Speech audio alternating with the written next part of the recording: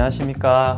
안티에이징 나침반 이정우 원장입니다. 오늘은 리프팅 전반적인 내용에 대해서 살펴보고자 합니다. 저희 병원에 오시는 분들이 안티에이징 관련 시술들을 많이 하시게 되고요. 그 중에서도 가장 인기 있고 가장 관심이 높은 주제가 바로 얼굴 리프팅과 관련된 내용입니다. 제가 이런 내용들을 한번 정리해서 말씀을 드리면 환자분들께서 너무나도 좋아하셔서 이런 콘텐츠를 준비하게 되었습니다.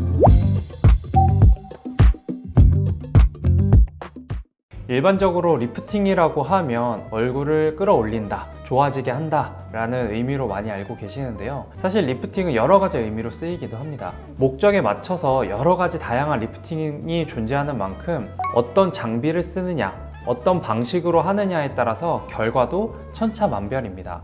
그래서 리프팅 장비를 이야기하기 전에 피부에 대한 이해를 먼저 해야 될 텐데요. 얼굴을 봤을 때 가장 겉표면에 보이는 것이 바로 피부층입니다. 이 피부층 아래 지방층이 있고요. 근육, 그리고 뼈, 이런 식으로 층이 되어 있습니다. 피부 콜라겐이라고 하는 구조가 피부층을 잡아주고 있는 구조물로서 역할을 하게 됩니다.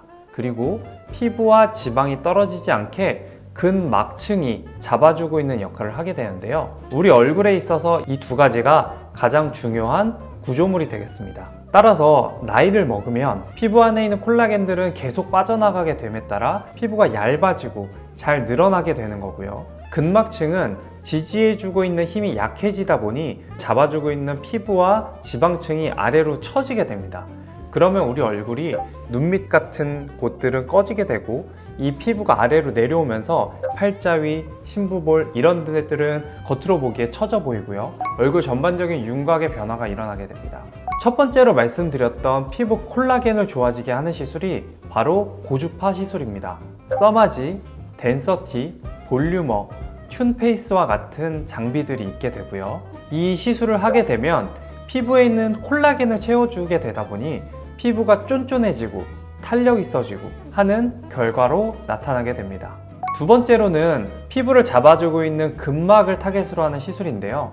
이 시술은 바로 하이프라고 하고요. 여기에 대표적인 시술이 울세라, 리니어지 같은 시술들이 있습니다. 늘어진 근막을 튼튼하게 만들어주는 역할을 하기 때문에 시술을 하고 나면 늘어진 곳이 달라붙는 듯이 효과가 나타나게 됩니다. 세 번째로는 지방을 줄여주는 시술입니다.